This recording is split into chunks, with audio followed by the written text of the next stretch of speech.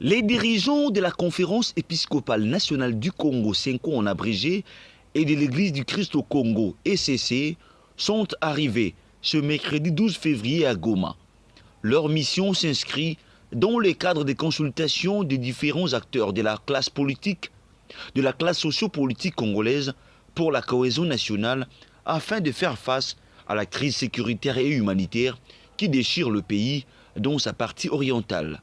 Les membres de la CENCO et de l'ECC ont échangé avec Corneille Nangaa et son équipe de l'Alliance Fleuve Congo, AFC, dont il est coordonnateur politique.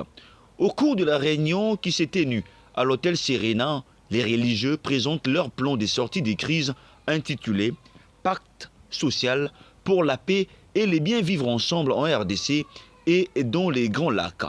Lors de la présentation de ces projets à Kinshasa, Monseigneur Donatien Chollet avait indiqué que le projet prend également en compte ceux qui ont pris les armes avec le soutien des pays étrangers.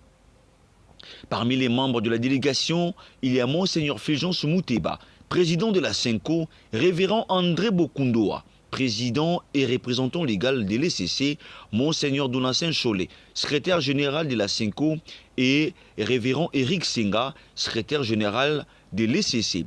Monseigneur Willy Ngumbi, évêque de Goma, est également présent à la réunion.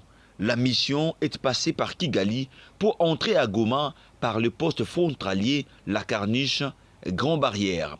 Pendant ces temps, la famille politique de Félix Antoine Tshisekedi Tshilombo, composée du parti présidentiel Union pour la démocratie et les progrès sociaux UDPS et de la plateforme Union sacrée de la nation ICN, s'oppose vigoureusement à l'initiative du couple CENCO-ECC qui n'a pas voulu attendre la position finale du garant de la nation.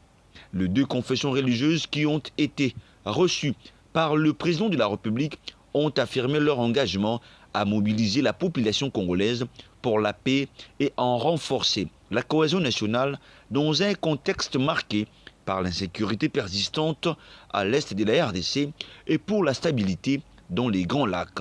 Selon les responsables de ces deux églises, ces pactes est le fruit d'un long processus initié par les deux organisations en réponse à de nombreuses sollicitations reçues des divers acteurs pour encourager la mobilisation de toutes les parties impliquées en vue de la stabilité effective de la région. Cette démarche des églises catholiques et protestantes prend en compte même les groupes armés coalisés avec les États étrangers. Merci beaucoup. Comme vous le savez, l'Église catholique et protestante se sont engagées ensemble dans une initiative d'amener les forces vives du pays à un pacte social pour la paix et le bien vivre ensemble.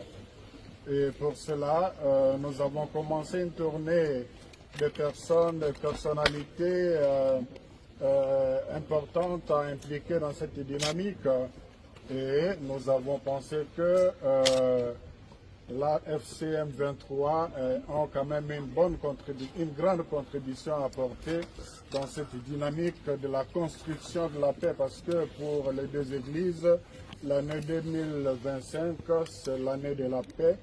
La priorité, notre priorité, c'est la paix.